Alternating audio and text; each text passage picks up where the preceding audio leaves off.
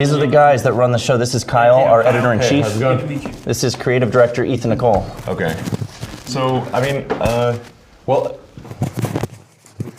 I guess before we get started, like, maybe you guys could tell me, like, what's the, how did the V get started, and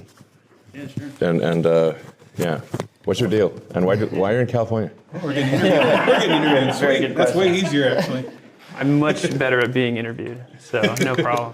Yeah, the BU is just this little like Christian humor site that we launched in 2016, and it was just like we spent $50 on the domain name, started writing jokes, throwing them out there, and it started to go big in conservative circles a couple years ago, and that's just kind of where we got to where we are. Seth is our CEO. He bought the site a few years ago from the original founder. Yeah. Who was the original founder? His name is Adam Ford. He's not with the company anymore. He owns a piece of it. Yeah. He does not the B now. If you've seen that, yeah. But which is unaffiliated? Or no, they're kind of affiliated. Yeah. Yeah, because you retweet them. Yeah. Okay. So they do like real news, but crazy real news. Real news. It's like the backup plan. It's like when satire is impossible because the world's too absurd, then we just report on the absurdity over on Not the B. I see. So, plan B. Yeah. Yeah. Reality is weirder than fiction. Yeah, exactly. Often is. So how many people at the B now? Yeah, we've got probably a dozen full-timers now. It's grown pretty fast. A year ago, it was 3 of us. Okay. We have like 25 people involved, just not all full-time staff. So you'd be surprised. Like with satire, you don't have to have a writing staff like filling a room, churning out articles all day long. You can only handle so much satire every day. We don't need to publish an article every 3 minutes like Fox News or Daily Wire or something like that. So we have a lot of part-time. One of our writers here, Frank Fleming, is one of our writers, and he's got a full-time job. He just writes for us on the side. Okay. We'd love to have him full-time. Yeah. I'm the local guy. Yeah, he lives in Austin. Oh, you live in Austin, okay. Texas over California. Got it. Yeah, and I'm a Florida guy. The headquarters are technically in South Florida. I'm in Southeast Florida. Yeah, and Florida man. I'd love to get these guys to Florida, but it's hard to get people out of California. It really is. It's more challenging than you think. Despite the state of California doing everything it can to encourage people to leave. Yes. Yeah.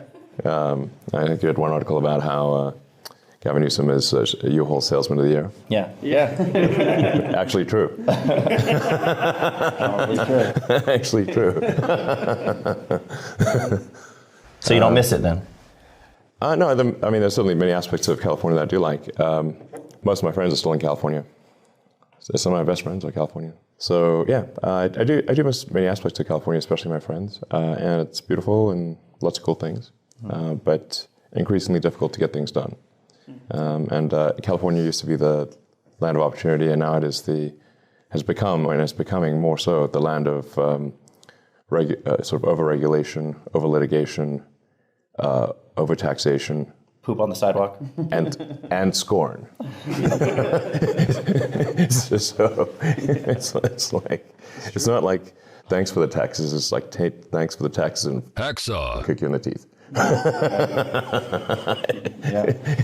It's like Sucks. Exactly. You didn't exactly get a thank you note. Yeah.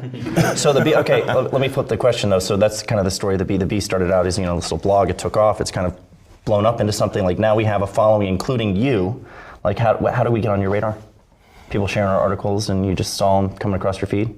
Yeah. I'm not sure. I saw you on Twitter at one point. I thought some of the articles were quite funny. I wrote those.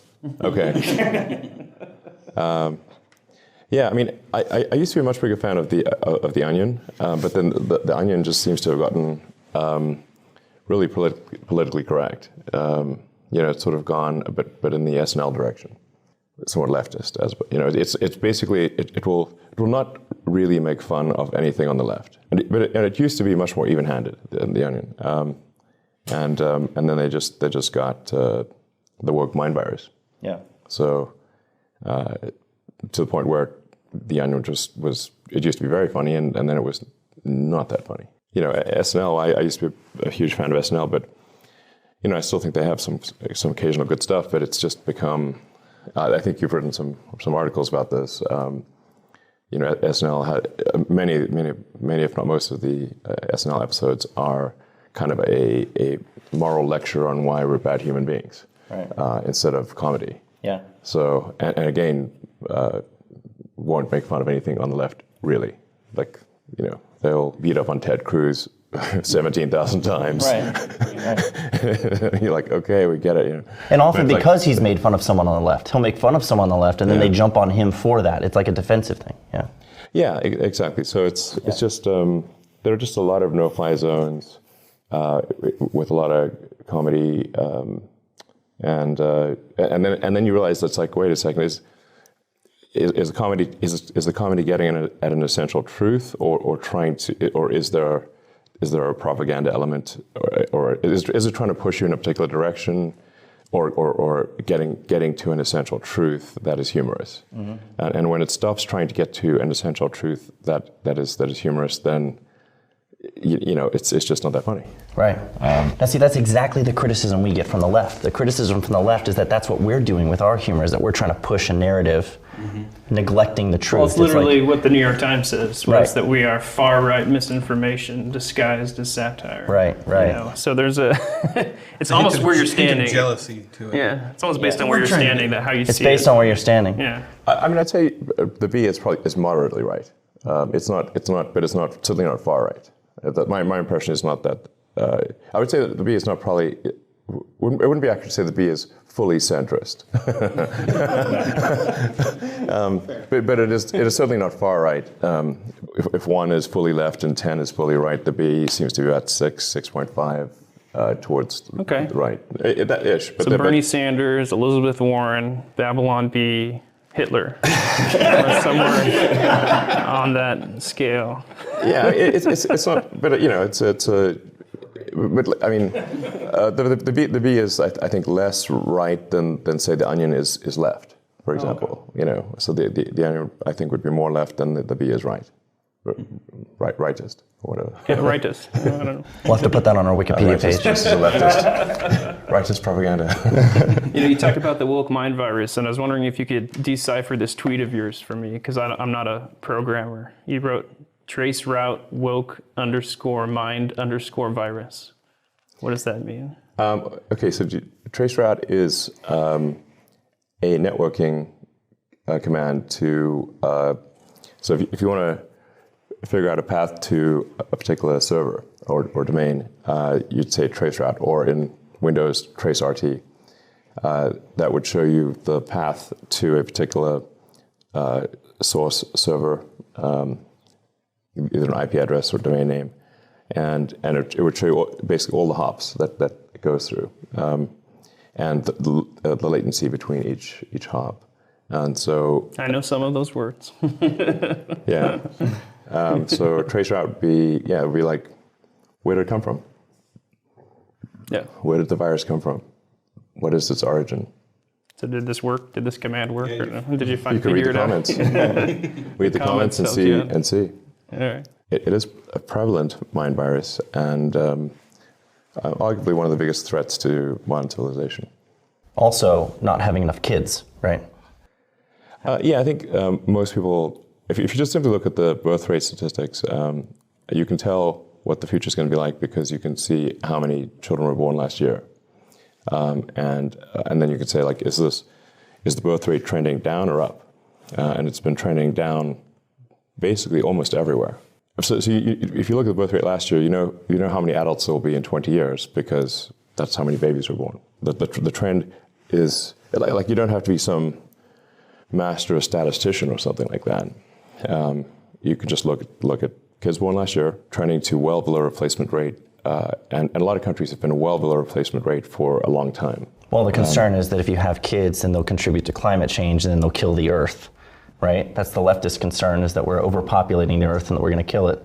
Are you trying to overpopulate the Earth so that we can go to Mars and take over Mars? The Earth is far from overpopulated. Is this a deliberate strategy? The Earth is far from overpopulated. Far from overpopulated. So the thing that's necessary to minimize the chemical change to the atmosphere and oceans is to move to sustainable energy generation and consumption. So the three elements of a sustainable energy future are sustainable energy generation, primarily through solar, wind, some geothermal, hydro, and nuclear. Although they're shutting down all the nuclear power stations, so You sort of cross that one off the list, which they shouldn't be doing. They should keep moving.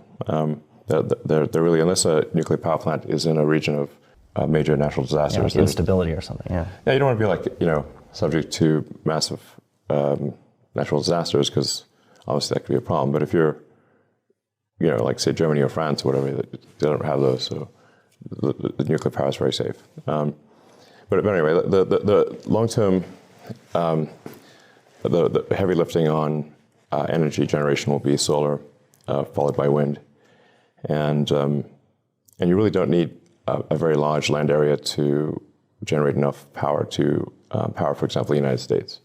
So it's on the order of roughly a little over 100 miles by 100 miles a section of land with solar panels would power the entire United States. So like a little corner of Utah or Texas, like it can power the whole country. So anyway, so it's really not that hard. The solar incidence is a gigawatt per square kilometer. For most nuclear, I'm just going to do some calculations. most nuclear power plants. Yeah, that's right. It's a kilowatt per square meter, and there's a million square meters in a square kilometer. So it's pretty simple math. So and then you'll get like maybe 20% efficiency on that. So call it like a net power generation of 200 megawatts per square kilometer. Now, if you take most nuclear power plants, there's usually a pretty big clear area around a nuclear power plant, because people don't usually want to live right next to a nuclear power plant. So the area of most nuclear power plants that is uninhabited, if covered in solar panels, would generate more power than the nuclear power plant. And then the second element that's needed are batteries to store solar and wind, because the sun doesn't shine all the time and the wind doesn't blow all the time. So the intermittency of solar and wind requires battery storage for continuous power. So that's the second part of the second pillar of sustainable energy. And the third is sustainable transport. So that means electric cars, boats, planes. And then ironically, the one thing that you can't really make electric is rockets. And I was involved in that. But although you can, over time, use solar power to generate fuel by pulling CO2 out of the atmosphere, combining it with H2O, creating CH4, which is methane, and O2, oxygen. And rockets are mostly oxygen by mass. So over time, you can make everything basically solar powered. So you're working on some of those problems, but the problem of wokeness specifically, you mentioned that's like a mind virus and it's destructive. And why do you think wokeness is so destructive? I'd be interested in your opinions too. But generally, I think we should be aiming for like a positive society, and that it should be okay to be humorous. We should like wokeness basically wants to make comedy illegal, which is not cool. We've experienced a little bit of that. I mean, Chappelle, like what the flower bed. I mean, try to shut down Chappelle? Come on, man, that's crazy. So do we want a humorless society that is simply rife with condemnation and hate, basically? And no forgiveness, right? Yeah. At its heart, wokeness is divisive, exclusionary, and hateful. It basically gives mean people a reason. It gives them a shield to be mean and cruel, armored in false virtue. What do you think? I'd agree with that. Yeah, I mean, we've obviously seen that from the left, just ourselves. The left is almost this religion now, where they're so serious and they believe what they believe with such intensity that for us to make fun of them, for them it's like you're making fun of God or salvation, So they're almost the new religious right, in our view. Yeah. He agreed with me. Everybody take note. Well, you were pretty mean to Senator Warren, though, on Twitter recently. You slammed her, man. Please don't call the manager on me, Senator Karen. She struck first, obviously. Right. Yes, she did. She called me a freeloader. Yeah. And a grifter who doesn't pay taxes, basically. and I'm literally paying the most tax that any individual in history has ever paid this year, ever. And she doesn't pay taxes, basically at all. And her salary is paid for by the taxpayer, like me. Could you even use use TurboTax? Irony? Would that even work? If you could die by irony, she would be dead. If irony could kill. What would happen if you walked into an H&R Block to file your taxes? Like, could they handle your case? My taxes are actually not that complicated. I do not have any offshore accounts. I don't have any sort of tax shelters. I have basically Tesla and SpaceX stock, and Tesla is publicly traded, so all information is public, and SpaceX is, a C corp that is audited, that has outside auditors, so it'll with outside investors. So everything is extremely transparent. There are no elaborate sort of tax avoidance schemes or anything like that. So H&R Block could easily do my taxes. I don't need H&R Block. I could do it. Yeah. It would probably take me a few hours to do my taxes. It's very basic. Did you sell that stock in Tesla because of the Twitter poll? In part. Had you made up your mind that you were already going to do that before the Twitter poll? I have some Tesla options that are expiring next year. So I needed to exercise those options no matter what. And I was like, okay, I'll move forward and exercise those options. So that certainly would be part of it no matter what. But then over and above that, I sold incremental stock to try to get up to the 10% level. So just the option exercise alone would not get to 10%. So I sold stock that should be roughly make my total Tesla share sale roughly 10%. Is the most annoying thing in the world people asking you questions like this about your personal finances?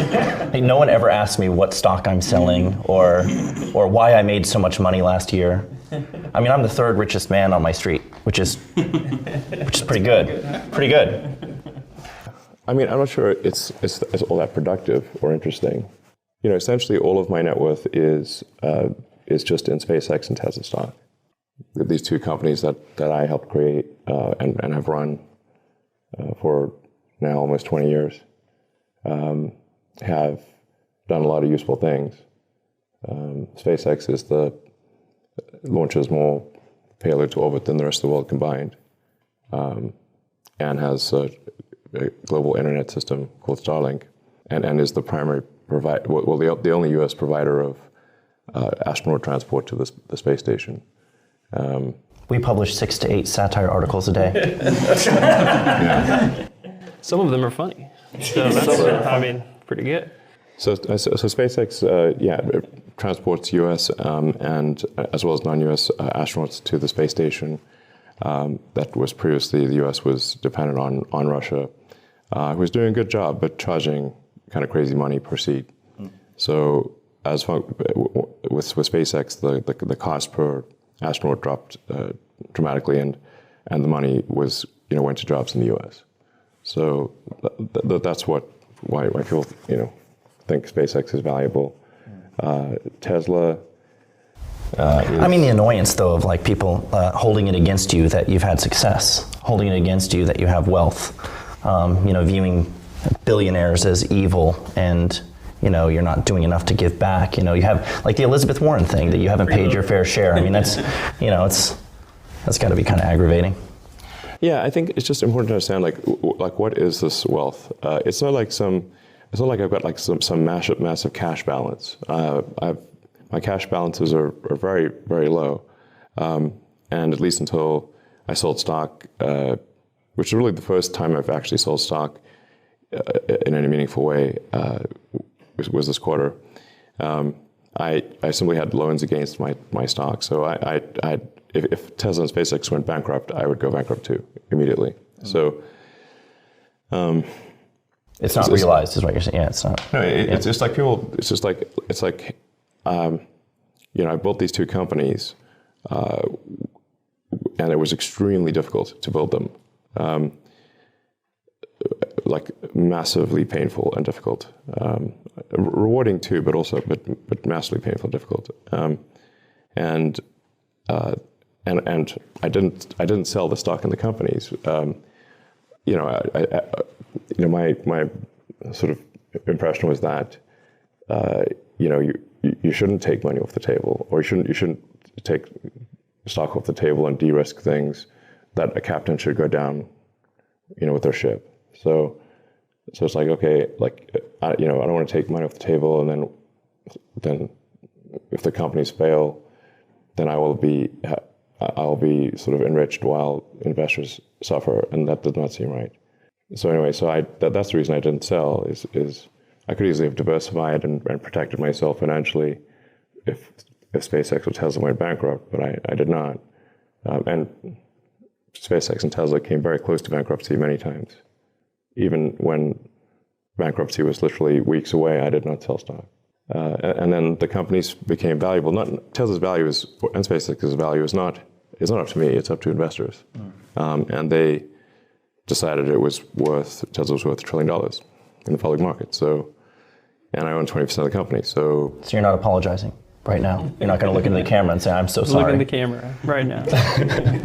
I was just trying to explain. I don't think people necessarily understand. They don't. Yeah. That this is not, some function of sort of hoarding or something. It's simply that, I own 20% of the company that became very valuable as decided by external investors, and so 20% of $1 trillion valuation is $200 billion. And I've said at various times that I think the stock price is too high, but the investors just ignored that. I'm like, okay, I literally said it's too high. And they just kept making that price higher. So I'm like, tell them our value is too high. So anyway, so it's just but like I said, this is not like my so-called wealth is not some deep mystery. It's simply what is my ownership percentage of SpaceX and Tesla, multiply that by the valuation, that's my net worth. It's super simple, and my taxes are super simple. And I have no offshore accounts, no sort of clever tax evasion or anything like that. And I don't draw a salary or any cash salary or bonus from the companies at all. So again, I thought that was morally good to not do that. And so there was one year, I think 2018, where I didn't pay any tax, but that's because I didn't have any income. But I did have a little bit of income, but I'd actually overpaid taxes, I think, in 2017. So I paid too much tax, and so I got I basically netted that out in 2018 because I paid too much tax in 2017, right. Accidentally. Unless you sell stock, there are no realized gains. So then I was like, well, should I sell? What am I supposed to do? Send shares to the government somehow? I don't know if you can even do that. Yeah. So then I was like, well, unless I sell shares, there's no actual mechanism to pay tax. Mm-hmm. So then I was like, well, should I sell 10%, in order to pay tax? And I sort of asked Twitter, and they're like, on balance, they said yes. And so I sold enough stock to get to around 10% plus the option exercise stuff. And I try to be extremely literal. So that you don't generally need to read between the lines, you can just read the lines. Mm-hmm. So that's it.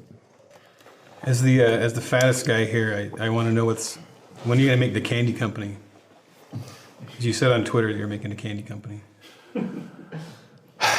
And you're the closest thing to Willy Wonka that this culture has. Yeah, you could be Willy Wonka. I didn't say it. When did he say that? He said, I'm starting a candy company. It's going to be amazing. I was making fun of Warren Buffett. No. But you did say I am super, super serious. That's super. We've got the receipts. I think if you put two supers before serious, that makes it then not that's serious. you're probably not serious, Just FYI for satire writers out there. Yeah. I thought that locked it in as definitely serious. Yeah. He's explaining jokes to it. Yeah. It's just guys. Let me tell you how jokes and satire works. I was just making fun of Warren Buffett, who's he's got this candy company and stuff. So, That was my one question. That's what you got. No, I did actually experiment with trying to find some compelling candy that would be like, I don't know, maybe much better than other candy. We tried various candy options, but I didn't find any. I couldn't figure out a candy that was like just way better than other candy. Like a little bit better, but not a lot better. And so I was like, unless it's like really a great product, then You looked into this. You like Oh, you really actually- looked into it. Yeah, did. Like a lab? Oh. Yeah, Have Oompas. yeah. We tried a whole bunch of different candies, and it was like, there's not anything like that's obviously just way better. So I don't want to just have like a pretty good candy. If there's like a great candy, yeah, some candy that's aces. But we don't need another sort of like pretty good candy. You know? Yeah, there's plenty of those out there. Yeah. What does that look like when you like suddenly get an idea like we should make candy? You just call somebody and like what are the steps that suddenly take place when you're like, because you do so many things. I'm just fascinated by what that process looks like. Rockets, tunnels. You got a guy you call, Jim, I want to make candy. Make it happen. Like, I think I did ask for people on Twitter to send me candy that they thought was good. Deployed. And I was like, well, what if some of this candy is like, is poisonous or something? But whatever, like, candy from strangers on the internet. Yeah. It could go wrong. It's not 100% safe. But I did try a whole bunch of candy sent from strangers. what's your favorite candy? Sorry, Well, there was like a pretty good like peanut, like some pretty good peanut brittle ones, or like that peanut brittle with a bunch of other stuff in it, and some pretty good chocolates, but nothing that was like blew me away. So, and then there were people at SpaceX and Tesla that sent me some candy options, but nothing that was. It's not that I care about starting companies. Like if there's a very compelling product or service, then that's the thing that is important, not the company. Company is just an assemblage of people to create a compelling product or service. And if a company does not provide great products and services, it should not exist. There's no point in a company for the sake of being a company. That's pointless. Companies should only exist to provide great products and services. A company is just literally a group of people. So do we have to close down, or can we stay open? I think there's a lot of companies out there that probably should just be disbanded because they don't make compelling products and services. It's pointless, and better that those people do something else. I think on that topic, I mean, the question that I just like really, I feel so unqualified to be interviewing you right now. I think we all do. Why are we here? Like, what drew you to like actually sit down with us? I'm not the one who asked for the podcast. You guys did. Just to be clear, I'm not pushing the podcast on you. You guys came here. We were like, I will stop by, Texas. Yeah, just to be clear, who was asking who? I'm not like I know didn't exactly hold a gun to your head for this podcast. Okay? I'd be asking him right now. I'm sorry, I don't. You could be on CNN right now. Yeah. John Lennon could a be real news organization. I'm just throwing it out there. I don't know. No, unfortunately, I just haven't. I guess what was it you said the requirement for being a CNN job at CNN is. Are you a pervert? I'm not perverted enough. I guess. I don't know. Not a big pedophile fan? You know Babylon Bee headlines better than I do. Yeah. So. I think, a lot of us fantasize about if we had lots and lots and lots of money, what we would do. And you've done a lot of the things that like a lot of us fantasize about. Build cool robots, going to go to Mars, we're going to fix traffic. But most of us also think we'd become Batman. Have you ever thought about like what would that really look like to become, or would you go Batman or Iron Man route? What kind of bat? A fruit bat or an insect bat? I like the dragon bat. It's big, scary. Because most bats are either fruit or they carry a lot of bugs. diseases. Yeah. They eat fruit and bugs, like fruit Batman, insect Batman. Fruit Batman. To read that spin-off comic now. It's a strange choice of creature to emulate, you know. Yeah, that's true. You pick a different animal, like maybe monkeys that play Pong with their brains. Man. Yeah, what would Pong be monkey man. Monkey Man? Yeah, exactly. Just very agile. They're the smartest animal, right? It can just swing. Monkey Man. Batman is more like Monkey Man, really. True. Because he's Pointing like around. he's swinging around and very agile, climbing up things and. Yeah, throwing a batarang is more like throwing poop. For Batman, like why can't he fly if he's Batman? Right. Bats can fly. Yeah, that's Yeah. true. He just Yeah, kind he of glides. He glides very effectively, though. So he's really more Yeah, but flying that's like squirrel a man. flying. It's more like flying squirrel man. Sugar black man. Squirrel man. It's less intimidating, I guess. Yeah. Oh no, Squirrel Man. He's gonna get us. You know. Squirrel man. Not Squirrel Man again. Yeah. Have you ever thought of making the grappling hook he has? That thing's sweet. We need those. You could probably make that. Yeah. Yeah, sure. You can make a grappling hook. I mean, the thing is, like when you. It's like they sort of skip the parts where like Batman's always on the top of the building, but like once you get to the ground floor, how do you get back to the top of the building? Yeah, it's like you it's can't like, go you're up. kind of huffing and puffing, you know. Yeah.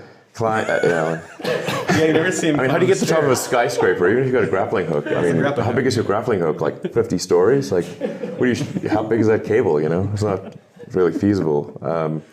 So you just got to like run up the stairs or take the elevator.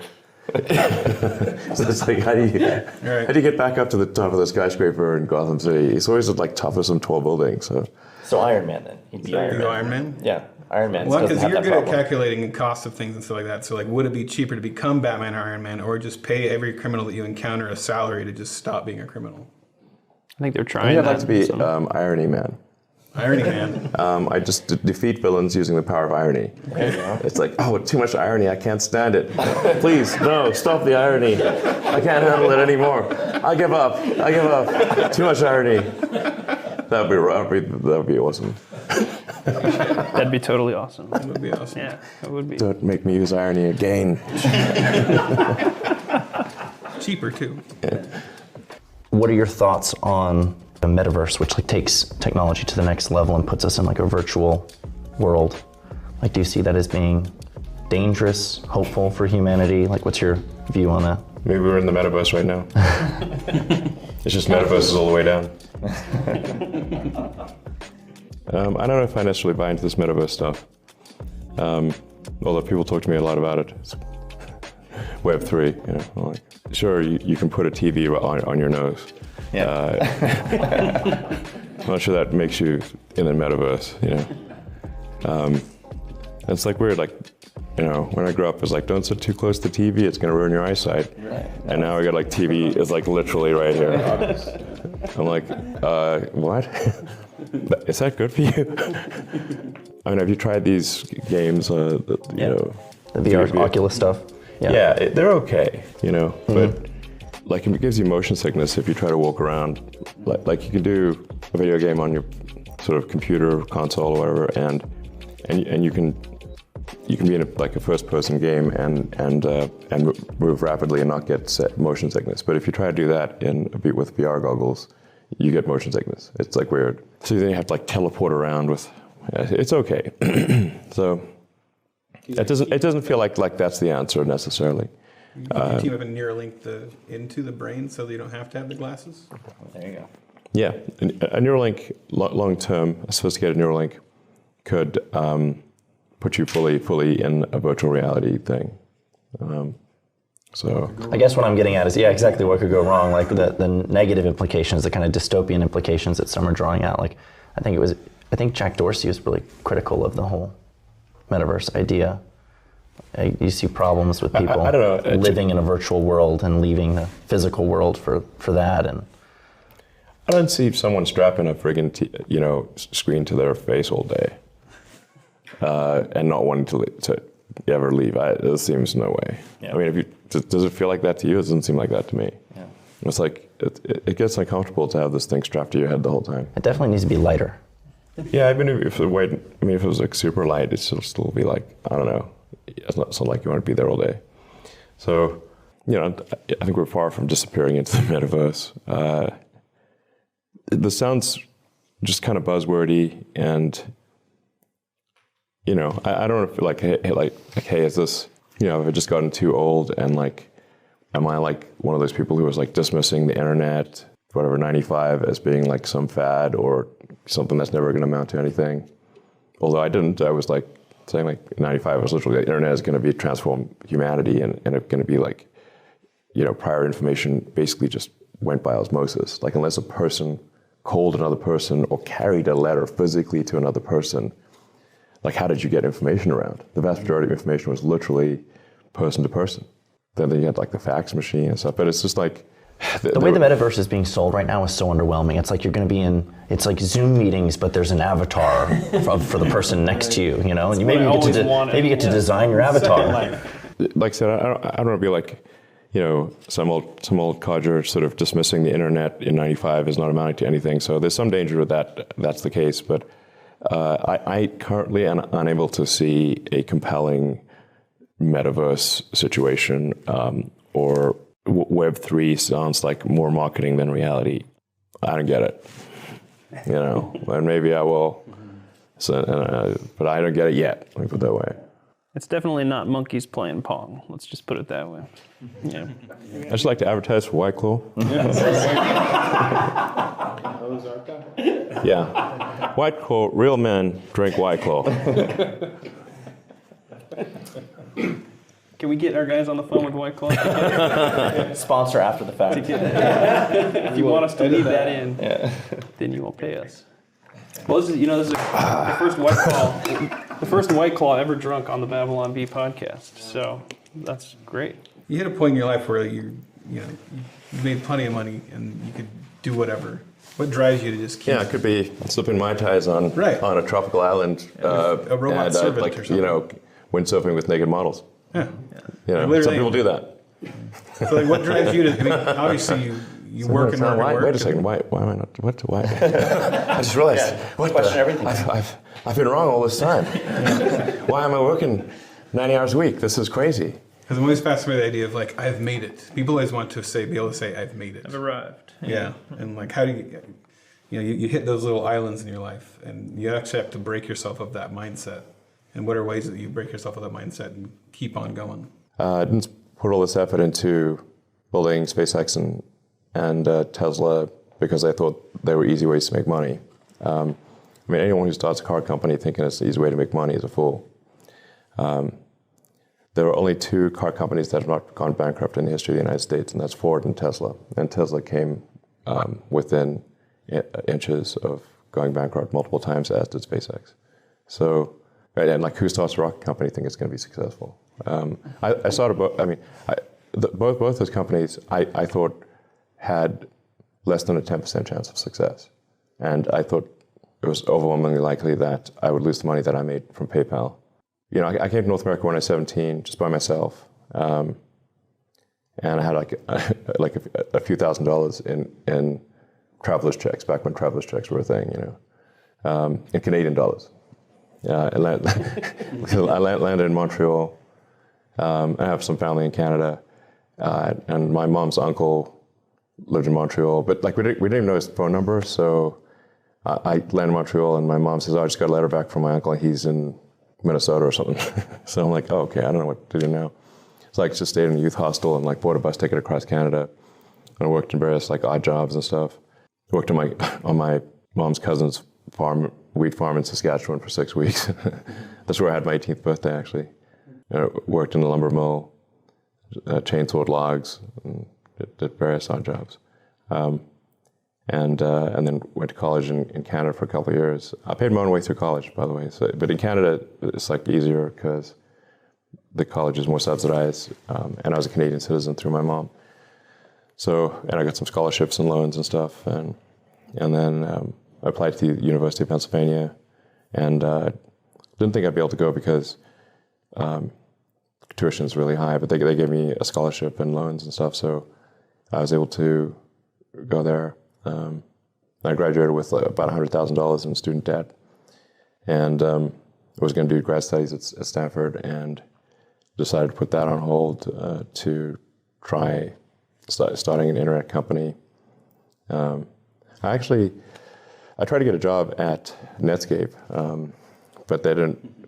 I'd send my resume and didn't get any response.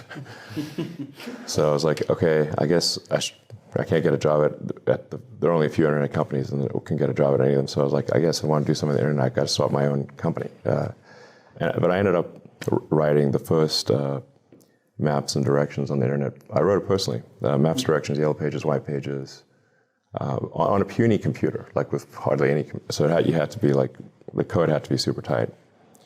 I even have some patents on like maps and directions and yellow pages and white pages and stuff from ages ago. They're lapsed now, but that company ended up getting bought by Compaq for about $300 million. And I own 7% of the company, so I got like $20 million from that. Put most of it into X.com, which merged with Confinity to create PayPal. And then I got about $180 million from that. And I put all of that into SpaceX, Tesla, and SolarCity. I just basically kept all the chips on the table and just like, let's play another round. And most people take their chips off the table, or at least some of their chips. And then SpaceX and Tesla ended up being valuable, and that's where I am. But the reason for SpaceX and Tesla is, Tesla, if you say like, how would you assess the historical good of Tesla? I'd say it's the degree to which Tesla accelerated sustainable energy. And I've been interested in electric cars for a long time, since maybe high school, certainly early college. My original interest in electric vehicles was not so much due to environmental concerns, but rather from the concern that we'd run out of oil eventually, and or would become extremely scarce and expensive, and then civilization would collapse because we couldn't drive cars or run power plants and stuff. So we needed some form of sustainable energy generation and consumption, or civilization is going to collapse. So that was my original interest in electric vehicles and solar energy. And then I do think there's some risk of negatively affecting the climate. As you increase the CO2 concentration in the oceans and atmosphere, you increase the risk of something going wrong. I'm not like in the camp of the super alarmist global warming. I think, I don't think we're like screwed because of like the current parts per million of CO2 in the ocean's atmosphere. I think like this is actually not a terrible level. However, there's so much inertia in the direction of mining and burning hydrocarbons that the world is still overwhelmingly dependent on mining and burning hydrocarbons. So if this continues and you start really driving up the CO2 in the ocean's atmosphere, then there's increased risk of accelerating climate change, basically warming up the oceans and raising the sea level. So I think that's like I think that's probably just not a wise risk to take, since we will in any case have to transition to sustainable energy long term, because we will eventually run out of oil and coal to mine and burn. Then why run the experiment to see if something bad will happen with a high CO2 concentration in the ocean's atmosphere? Like, it's a pointless experiment. Like, we know we have to get to some sustainable energy economy. It's tautological. Like, so I think we should try to get there sooner so as not to run the risk of climate change. Climate change would not be catastrophic to civilization, but it would be very disruptive. Humans love living right on the ocean, so it's like we're almost like a thermometer. It's like if we're living right on the beach. Okay, so this is like, so even small changes in sea level will put a lot of houses underwater. Even little changes, not have to be big. We've just inherently created civilization that is highly sensitive to changes in temperature. A lot of politicians who are alarmist about this stuff buy homes right on the water, though, don't they? True. Yeah, I'm not sort of into like vilifying the oil and gas industry, because I think the reality is like if we don't have oil and gas right now, civilization would collapse, and everyone would be starving. So we obviously need oil and gas right now. It would be absurd to just stop it. Like it's not feasible. But I do think we should be trying to accelerate progress towards a sustainable energy future, not slow it down. I think it's just a sensible thing to do to try to move faster to a sustainable energy economy rather than slower, because that reduces the risk of the climate experiment. And like I said, since we know we have to get to a sustainable energy economy anyway, why run this experiment? It's just not smart. Anyway, so the fundamental good of Tesla, I think, is should be measured by how many years did Tesla accelerate the transition to a sustainable energy economy? 10 years, 20 years, that's like the fundamental good of the company. But to Ethan's point, he's asking like, why not? Like, is that your answer for why you keep going? Is because these things make a difference. They make a difference ultimately for the flourishing of humanity, for the longevity of humanity. Is that why you're not on a beach somewhere sipping Mai Tais or White Claws? Yeah. I don't actually drink a lot of White Claw. This is not about like trying to enrich myself. I do not live a life of conspicuous consumption. I work, very long hours, but I think what Tesla's doing is important to the future, and that's why I keep doing it. And I think it's something that I think is Tesla increases the probability that the future will be good for humanity, and then for SpaceX. I think it's important that we take the actions, like that we become a spacefaring civilization and a multi-planet species. This is an exciting, inspiring future. You need to have things that when you wake up in the morning, you're excited about the future. Why live if it's all about solving problems or being miserable? Why live? So they got to be things that are inspiring, that get you in the heart. And I think space is one of those things. So, look at the Apollo program and, sending people to the moon in '69. And wasn't that a great thing for all of humanity? Great thing. And if you ask people, like, what are some of the greatest things that humanity's ever done, that would be one of them. And I think, around the world, people would agree with that. If you believe it really happened. Yes, I do get that question. This is, yeah. We went to the moon not just once, but several times. And I think the Russians would have called us out on that one if it wasn't true, to say the least. among this is like we went to the moon. Okay.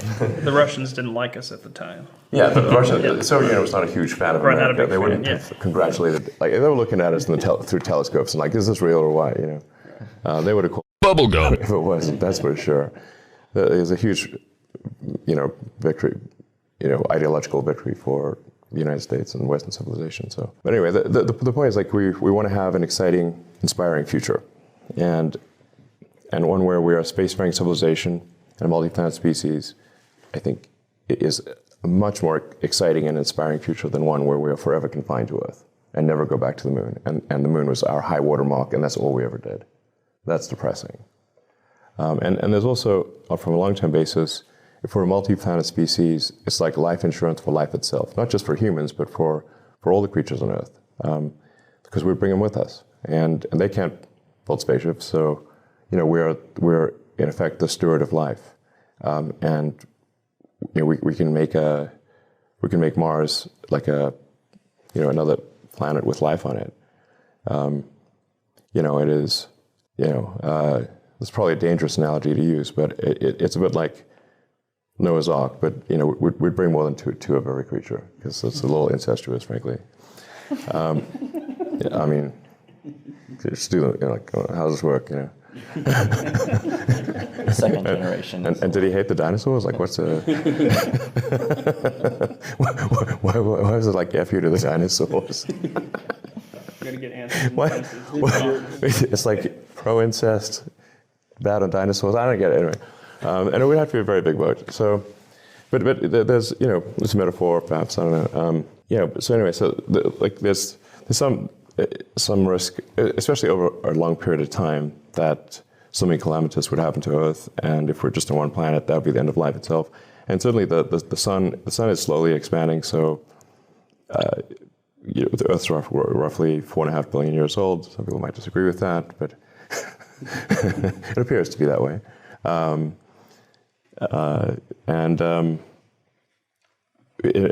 Roughly 500 million years, the sun will expand to make Earth probably uninhabitable. In 1 billion years, definitely uninhabitable.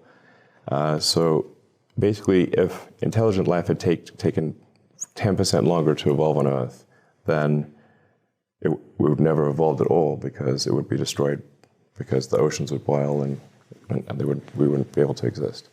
So, I mean, no matter what, the universe will end in heat death, though, right? Eventually. So it's all futile to some extent, if you go far enough. Yeah, I mean, I think if heat death is the outcome of the universe, it really is all about the journey.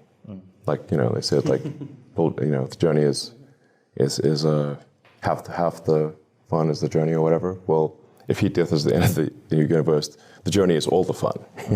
You know. Can we just evolve heat resistance, become like lava beings? It's not. It's cold. It cools It's cold. eventually with entropy and... I'm not a scientist. The death of heat. Right. Can't we just evolve to that? It's like entropy, no escaping that from me. Entropy, the ultimate enemy. You thought the devil was bad? Try entropy. Yeah. Okay. Try getting away from that. But yeah, I mean, technically, being a multi-planet species would increase the probable lifespan of civilization and life as we know it. So, I mean, humans don't live forever. But just because we don't live forever does not mean that civilization cannot live much longer than we do. Civilization lives much longer than any individual human. So, this is not about like escaping to Mars. This is simply, I mean, I will die probably long before Mars is a self-sustaining civilization. It's just, I think, something we should do in order to have a much longer probable lifespan of civilization. And it's interesting and exciting, and Mars is like an essential next step to, like, there are these, like, you know, filters. They're called the great filters, and because you have to say, like, where are the aliens? You know, it's like the Fermi paradox. Where are the aliens? If the universe is 13.8 billion years old, shouldn't they be everywhere by now? And I'm not aware of any evidence for aliens. People ask me about that too. Where are the aliens? I'm like, man, if anyone would know about evidence of aliens, it would be me. And I've seen nothing. So I think it may have been Carl Sagan who said, you know, there's, like, we're either alone in the galaxy, or there are a lot of aliens, and each answer is arguably equally terrifying. It's like, hey, we found aliens are on their way. Too bad it's the invasion fleet. You know, so I don't know. It's like, where are the aliens? Like, maybe there aren't any in this galaxy, and maybe what we have here is a very, very rare situation. You know, a brief flickering of consciousness in the dark, like a little candle in a vast darkness. And we should not let that little candle go out. So my dad's a rocket scientist at Boeing, and he had a question. Rocket engineer. Well, whatever. And, when people say rocket scientist, they really mean rocket engineer. Okay, yeah. So he's a rocket engineer, and he says, at what Mach number does Starship endure max Q, maximum dynamic pressure? How much pressure is that? Does that make any sense to you? Yeah. So Yeah, max Q, maximum dynamic pressure, is when you're at a combination of speed and atmospheric density, such that the wind force on the rocket is the highest. And so as you climb higher and higher, the atmospheric density decays exponentially. So you hit this point of a combination of velocity and air density, which is maximum dynamic pressure or maximum Q. This is mostly a function of thrust to weight. So if you have a low thrust to weight rocket, you will have typically a lower max Q. And if you have a high thrust to weight rocket, you will have a higher max Q if you do not throttle down. And so, and it also kind of depends on what trajectory you're flying. Are you flying a low Earth orbit trajectory, single burn insertion, or say a geosynchronous transfer orbit with a low perigee? Then you'll have a higher max Q, because you'll spend more time going sort of horizontal instead of vertical. Getting to orbit is mostly about is about your velocity parallel to the Earth's surface. So around Mach 23 to Mach 25, so roughly 23-ish times the speed of sound is when you reach orbital velocity, roughly 17,000 miles an hour. So, and that's what it means to go up and stay up. You only need height in order to get out of the high density portion of the atmosphere, so that you don't slow down. None of that was correct. I disagree. Yeah. I disagree. Agree, Totally. disagree. I give a totally different answer. I don't have time to get into it No, right it now. all checks out. It all checks out. Yeah, so I mean, typically a rocket is going to hit max Q somewhere between Mach 1.4 and 1.8, and that Q level is going to be maybe 400 to 800 pounds per square foot. Now, a Starship is intended to have a high-ish thrust to weight, because with a fully reusable rocket, the cost of propellant starts to become significant. Whereas if you have an expendable rocket or a partially reusable rocket, the cost of propellant is tiny compared to the cost of the rocket. So you actually want a higher thrust to weight to minimize cost per ton to orbit with a fully reusable rocket than you would for an expendable. So probably Starship will have at least a 1.3, if not closer to a 1.5 thrust to weight, which would, without throttling down, which aspirationally we would not throttle down, would have quite a high Q, maybe as high as 1,000 or even 1,200 pounds per square foot. So that's and probably at what velocity? I mean, I'd guess Mach 1.4 to 1.5, something like that. Okay. Well, my dad very much enjoyed that answer, I'm sure. I think as a male feminist, though, one thing about the rockets is the phallic symbology. What would it take to get some more vaginal-shaped rockets? Just, for equality? Could we make that happen? Aerodynamics and hydrodynamics He's going to give you a serious answer. share similar properties, whether biological or mechanical. Okay. Good answer. That's all I got on rocket science. Robots. Yeah, Tesla bot. So you're creating robots. Have you ever seen a sci-fi movie in your life? Never. Okay. I thought maybe not. Like Because things can go wrong. Yeah, They stuff could. happens. What's the worst that could happen? Yeah.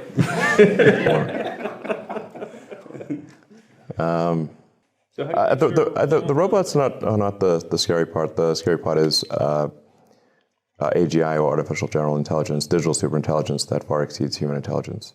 If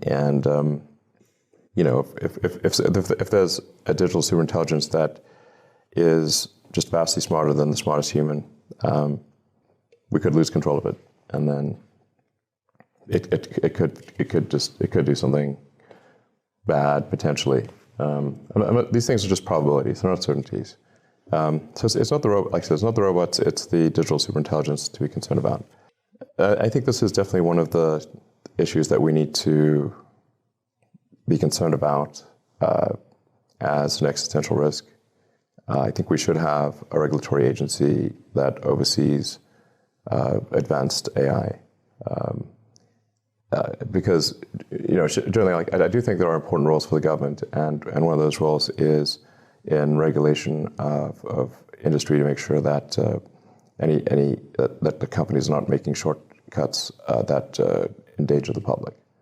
So, the FAA has done generally a great job of ensuring that aircraft are safe.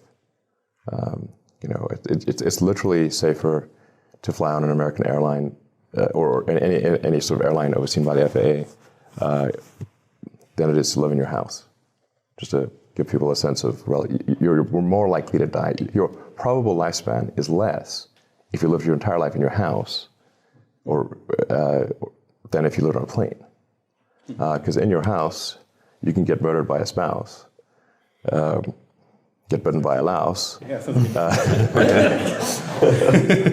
But if you live in a plane in Afghanistan, that's not maybe the case. Well, if it's not overseen by a regulator that like the FAA, then it's not necessarily going to meet the same safety standards. What if your spouse is on the plane?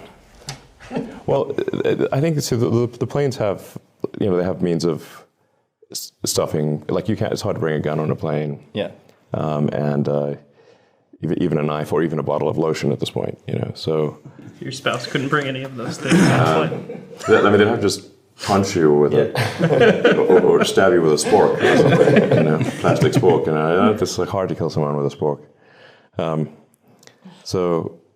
And then planes also have, like, flight attendants are trained in first aid. They've got, like, they can do CPR. They've got defibrillators.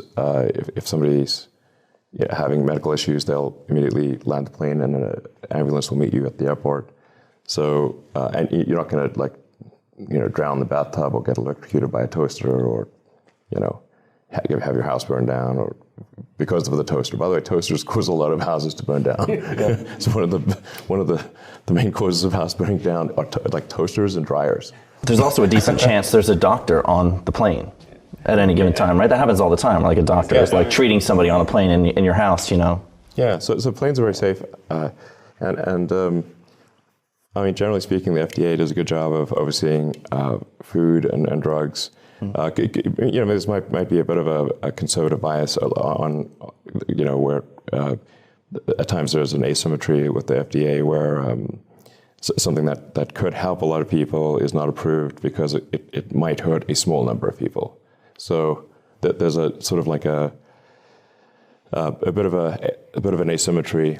So regulators, in general, can have a bit of an asymmetry where they're punished a lot for something going wrong, but not rewarded enough for something going right. So that's just a general challenge with the punishment and reward of regulators. They can be a little conservative. So, but I think there should be a regulatory agency to oversee anything that is a danger to the public. And I think AGI could be a danger to the public, so therefore should have some oversight. And normally regulatory agencies are very reactive. Like for seatbelts, for example, which lack of seatbelts caused, 10 million deaths worldwide. I mean, a massive number. And the car industry fought seatbelts for a very long time. And eventually, after many deaths, the Department of Transport, NHTSA, which oversees this regulatory body for cars, said all cars have to have seatbelts, that you can't just not have a seatbelt. But that, it took 15 years or something, or maybe longer, maybe 20 years before seatbelts were mandated. So, and then, baby seats are, a lot of kids and babies died because they're just like sitting on this, on a seat with nothing. I mean, I kind of grew up sitting on a seat with nothing. Yeah, we'd ride in the bed of the truck. Yeah, seriously, I rode in the bed of the pickup truck for hours. Survivor bias or something. I was fine, but yeah, I mean, I was fine, but if there was an accident, it was game over, Right. Yeah. So you do see some good in government when it comes to regulation and stuff like that. But you don't generally think the government can spend your money more effectively than you can.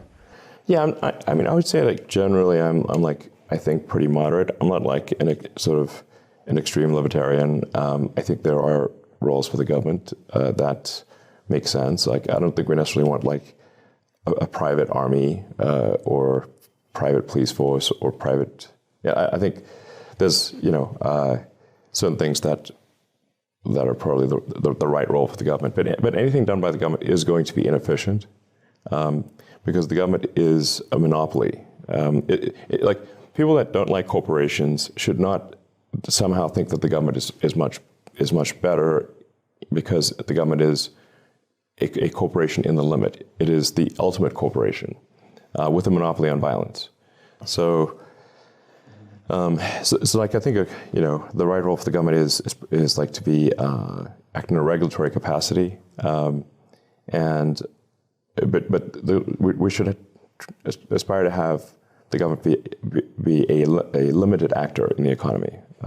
So you could say like, what percentage of economic output should be government, and maybe a third or something like that. Once you start getting above 50% government, I think that's problematic. So you can look at countries like East and West Germany, North and South Korea, and there was just essentially an arbitrary line drawn out to divide the countries. And East Germany was like kind of 100% government. West Germany was, I don't know, probably at least 40% government. They're like, relatively socialist. And yet the GDP per capita of West Germany was, I think, 5 times higher than East Germany. So that just shows you just how big of a difference it is if you have like something that's close to half government versus 100% government. Private sector is probably a factor of 10 more efficient than the government. And this is also true of just generally, if you have like a monopolistic private corporation, then the forcing function for serving the customer is weak. But at least private corporations can go bankrupt, and the government cannot go bankrupt unless the people go bankrupt. Like, basically, unless it exhausts extracting money from the population. So, well, they're trying their best. So. Yeah, it's just so it's just, you want to just, knowing that the government is inefficient as any large monopolistic corporation would be, and it is the ultimate large monopolistic corporation, we should minimize how much the government does. Keep it to what is essential, and not go beyond that. Yeah, I mean, I guess, the conservative concern with that is you start to give them, you give them a foothold, and then they're just going to keep going. Like, you give them a regulatory capacity over something like AGI, and then they're just going to start to, overreach more and more, because that's what we've seen in the past. You give them an inch and they take a mile. Yeah, but I mean, does anyone realistically want to delete the FAA or the FDA? Probably somebody. We got an anarchist here. We got an anarchist in the corner. Right? I mean, it used to be like you go to the store, like you buy some whatever, steak or something from the store, and it's like poisonous, like, we take for granted that the food we buy is at the store is not going to kill us, because some company cut costs and decided that, having E. coli and salmonella is, who cares, type of thing. So I think, like we take for granted that the food we buy at the store is not poisonous, and that the drugs we buy, like, that is very extremely unlikely. Like, the drugs will be consistent, and they will do what they say they're going to do. Which, except for the sort of vitamin supplements industry, which can basically is unregulated, and so they can say things that are not true, and people still buy it. Anyway, so it's like, I think, do you really want, like, you can think of like you want some kind of referee on the field. So like, for, like it's like if you're watching, say, a football game or something like basketball, there's referees. Okay, so would the games be better or worse without a referee? They'd be worse. So I think like the role of a referee in games is important, and so the government's role as a referee, I think, is also important. You just don't want to have the government be kind of on the field as a player. It would be weird if the referees just suddenly started playing ball. Probably not. The game would not be as good. Yeah. Well, and other things that make me think you've never seen a sci-fi movie before, you have Neuralink, so you can like put things in people's brain or something. What's that like? What's that like? Is it cool? Do you like it? Well, try it. You might like it. Okay, no problem. Be found in brains. Yeah, with Neuralink, Neuralink is in part. Well, in fact, the sort of the reason I created Neuralink was long term as a risk mitigation for digital superintelligence. In that, if we are able to effectively achieve symbiosis with digital intelligence, then we're sort of the collective human will is better able to steer things in a direction that we'd like, or even with benign AI, at least go along for the ride. So, because even with a benign superintelligence, if it's so much smarter than us that that it really can't even communicate effectively because it's so fast, and then like talking to us is like talking to a tree.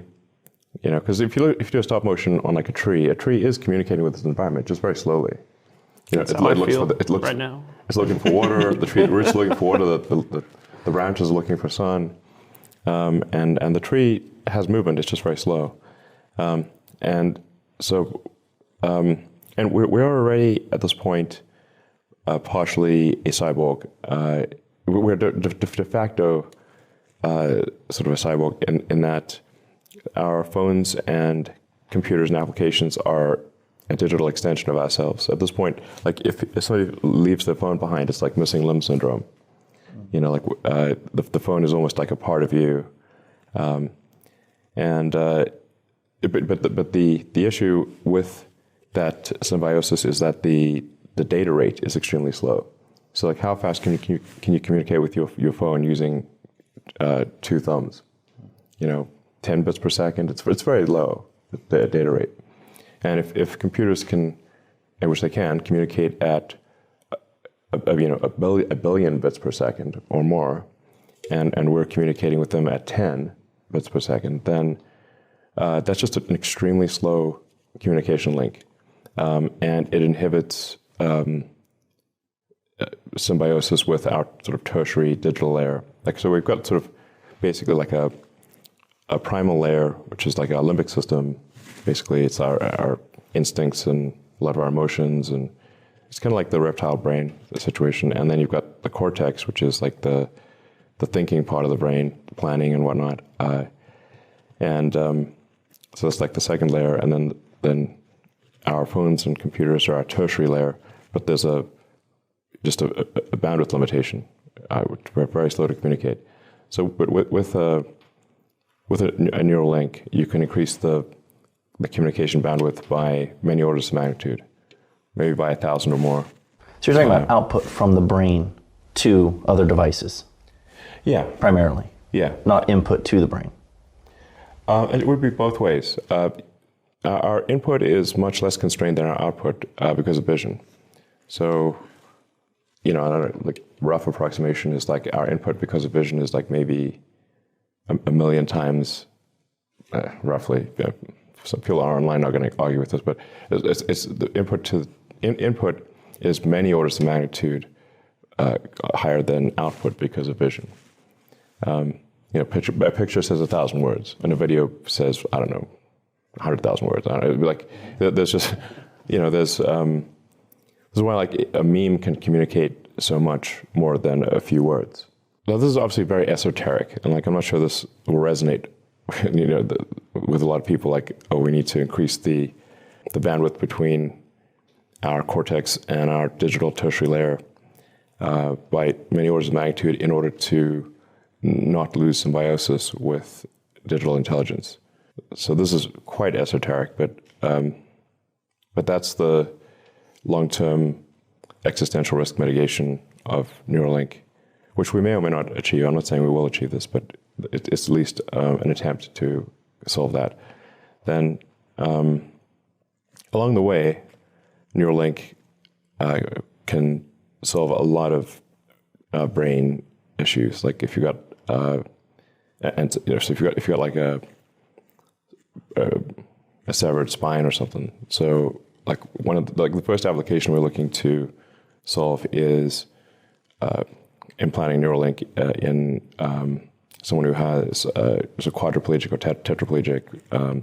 So like they can't move their arms and legs, or maybe not even really move most of their face. They can like maybe blink or something like that. Like Stephen Hawking, or he didn't have to have severed spine, but there are various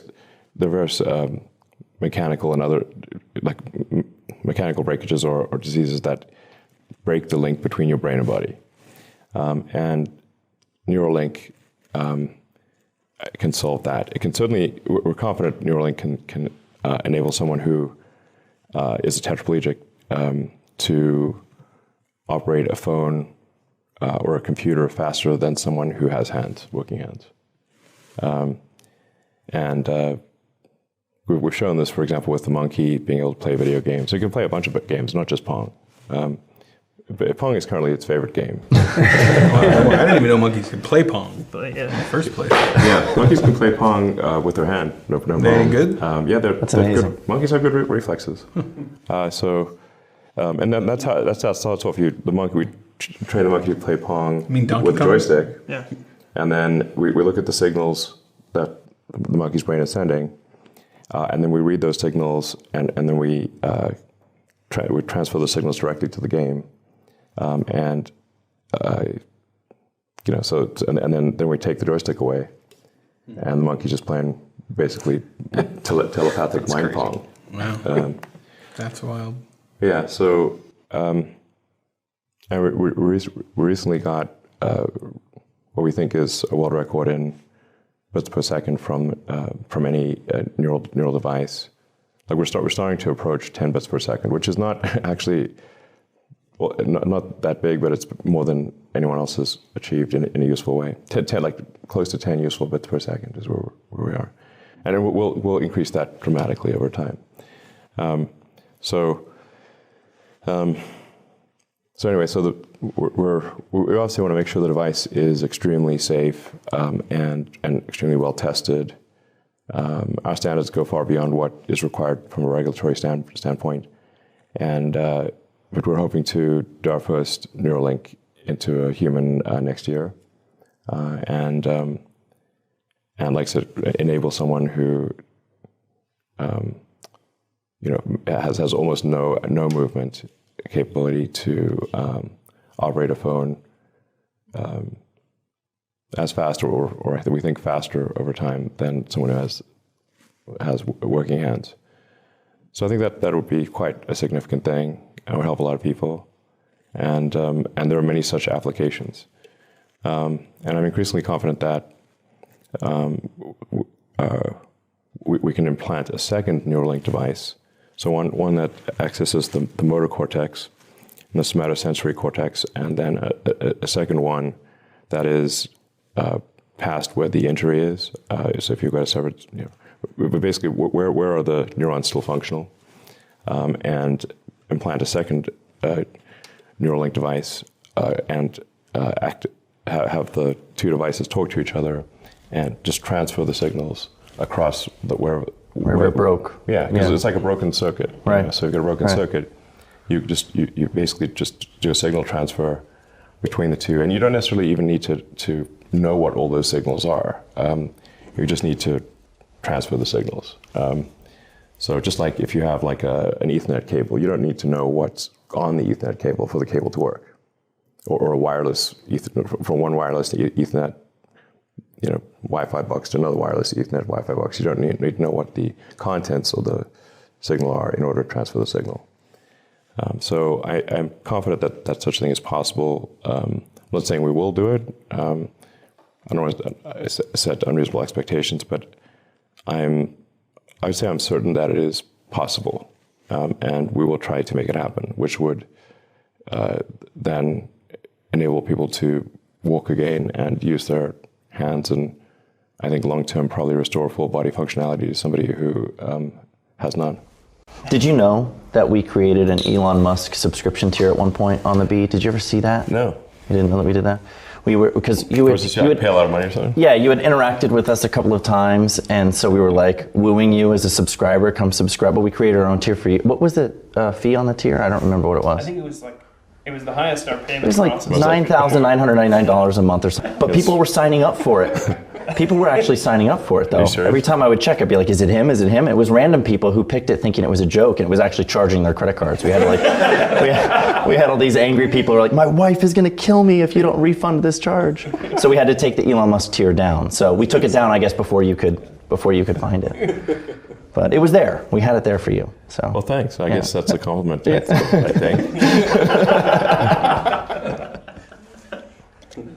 All right. Very eloquently put. Well, shall we land the plane here with the 10 questions? So This podcast started in Kyle's garage. we ask every guest the same 10 questions at the end of the interview. We never anticipated we would be asking Elon Musk these 10 questions. These are rapid fire, so you can answer them as quick as you want. Yeah. Or you can go on forever. Yeah. Your call.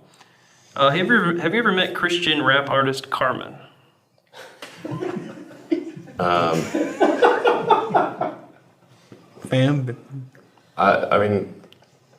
the only common musician I'm aware of is Carmen Miranda. She would like dance with like a fruit bowl on her head. Yeah. Yeah. And you never met her? No, I think she died. Okay. A while ago.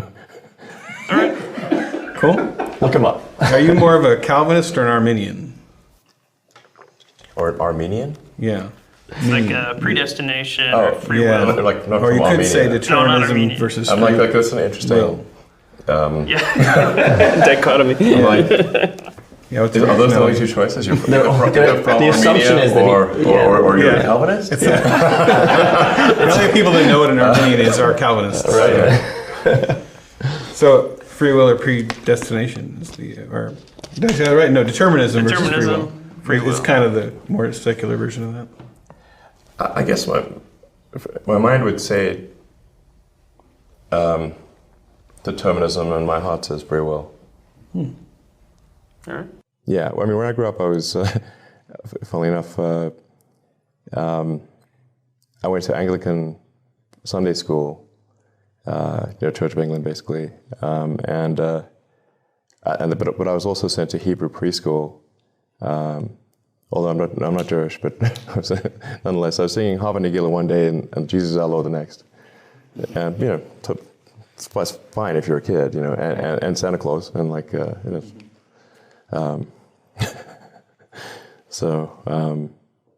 yeah. Yeah, that answers the question. Yeah. So you get to add one book to the Bible. What is it?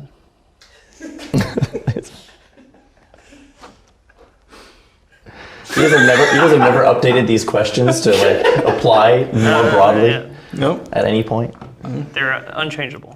Yeah. They're like the Ten Commandments at this point. I mean, a little bit lower. Or maybe we can have a chapter past Revelations. But is there a happy ending here?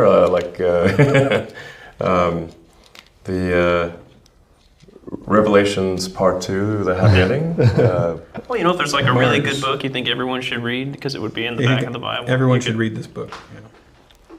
Okay, how many people have actually read the Bible?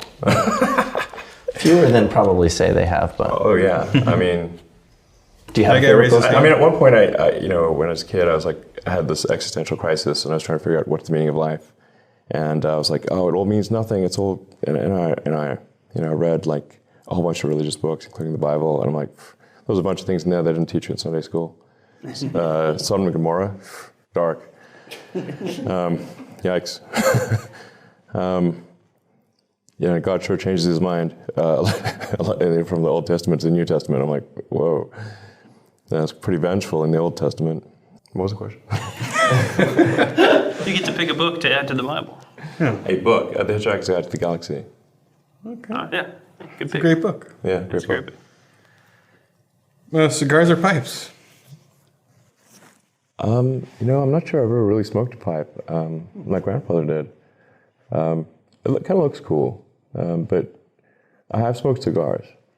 And I think, like, you know, for a celebratory occasion, like cigars and whiskey is a pretty good combo. You get to hang out with any 3 people, living or dead. Who are they? It's always hard to think of like 3 Yeah. people. Ethan, Kyle, Seth. You're hanging. You got 3 right here. It's true. You know, Jeff Bezos. I wouldn't say there's necessarily like. I think there's a lot of people that would be interesting to talk to. You know, I don't know. Is it living or dead, you said? Yeah. Living or dead. Okay. This is just, you know, stream of consciousness, not like a carefully thought out answer. But it would be like, I don't know, like Shakespeare, Ben Franklin, maybe Newton or Einstein. Okay. It's a good group. Bunch of white men. Yeah. All drinking White Claws. Cleopatra sounds fun. There you go. Whiskey or beer? Or, I guess, White Whiskey, Claw. 100%. Oh, okay. All right. You went right for the whiskey. So, Nice. All right. what would be the first thing you would do as president? Well, the presidency in the U.S. is designed to be a weak position, or relatively weak position, because, you know, obviously the founders of the country did not want to create a monarch. You know, wanted to avoid like a king situation. So the presidency in the U.S. is meant to be weaker than, say, in a parliamentary system where the majority, essentially the Speaker of the House, would be the Prime Minister or President. So you have to say, like, what can you do as the president? In the U.S., there's a lot of limitations, and unless you have the support of Congress, you obviously cannot change the laws. But I probably aspire to reduce the size of government, and you know, and take a look at the regulatory situation and just make sure there's a good garbage collection of regulations. So if there are outdated, as there are many outdated and unnecessary regulations, but you know, there's a strong forcing function for creating new laws and regulations, but a weak forcing function for getting rid of bad laws and regulations. And I think this is just generally a problem as civilization ages without war, where there are new laws and regulations created every year, and so there's like more and more constraints on what you can do, but there's very little effort put to remove laws and regulations. And so this is like hardening of the arteries of civilization, and eventually it'll be like Gulliver's Travels, where you're just tied down by, you know, thousands of little strings. And it's not like any one string is the issue, but there's so many strings that you can't get anything done. You know, that's why big part of why I moved to Texas. It's just like there's just fewer strings tying you down. So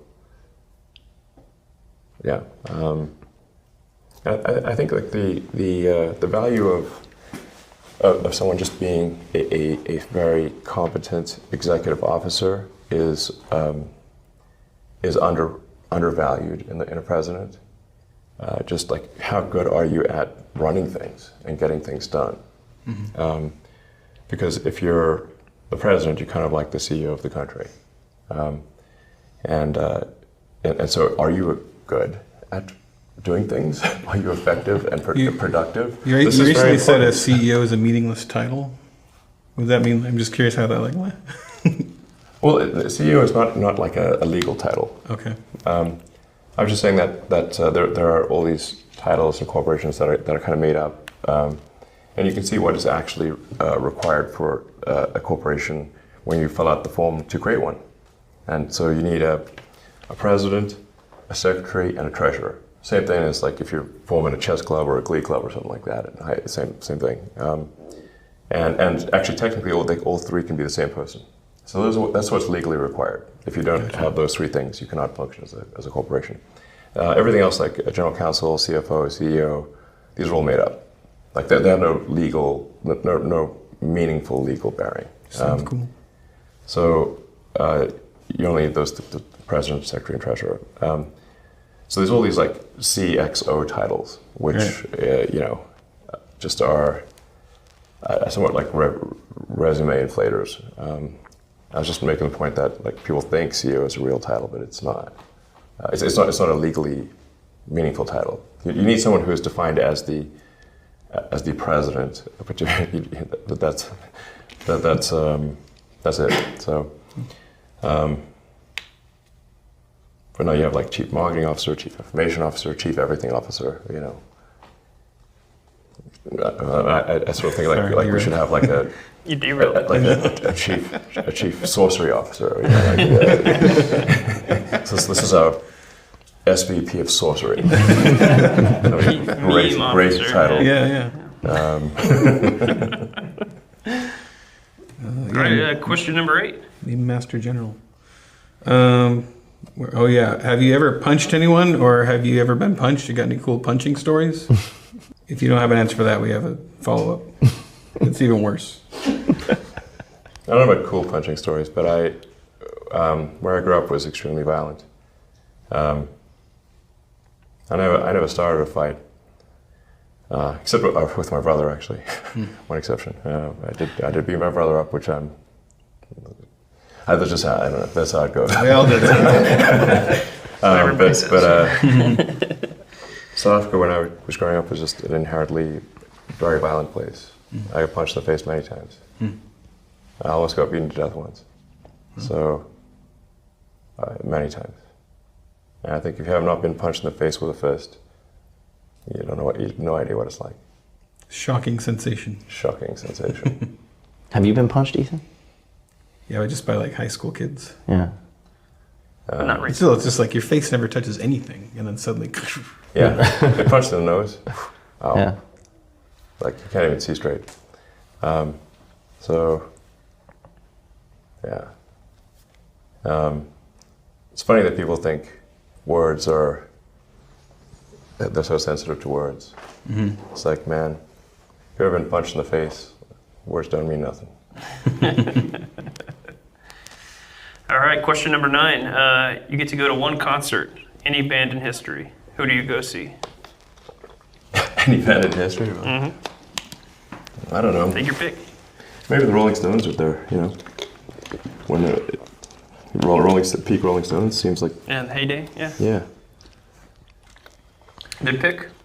All right, final question to close our time out here. Yeah, I mean, we're here. We're, the Babylon Bee is a Christian organization, and we're a ministry. Well, how come we're doing the show on a Sunday? On Sunday. He went to church. Why This is church. We're gathered. Why aren't you heathens in church? Exactly. So we have to make it church This is right supposed now. to be a day of rest. We did Zoom church. To Do you have justify. any idea, like God said, don't work on Sundays. Okay. Guys are going straight to hell for this one. Get into the whole Jesus rest thing. Okay. Straight to hell. So this is church. This is church. So to make this church, we have to make sure. We're wondering if you could do us a quick solid and accept Jesus as your Lord and Savior. On the show. Personal Lord and Savior. It's a quick prayer.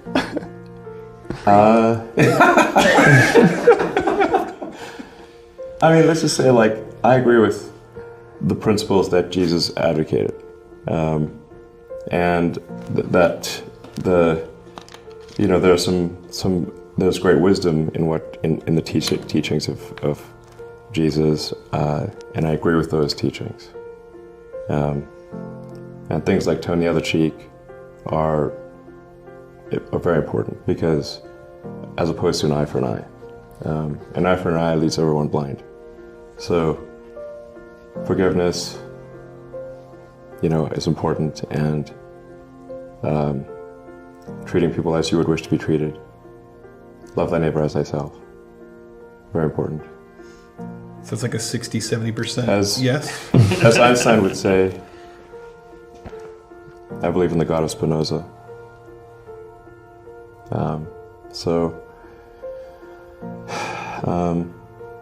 But hey, if Jesus is saving people, I mean, I wouldn't stand in his way. Like I'll be sure, I'll be saved. Why not? Sweet, we did it. Yeah. I think he just said yes. We got him. All right, we got him. Sounds good. You want to get baptized or anything real quick? I was baptized. Oh, okay. Anglican, Yeah. Oh, yeah, he's done. They dunked me in the water when I was just a baby. Cool. This is like, Second? yeah.